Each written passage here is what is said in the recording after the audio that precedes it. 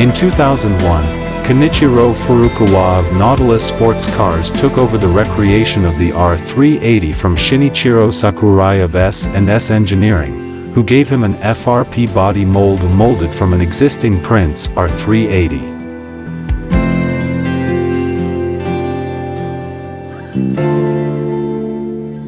Shinichiro Sakurai recreates FRP and aluminum body and pipe frame.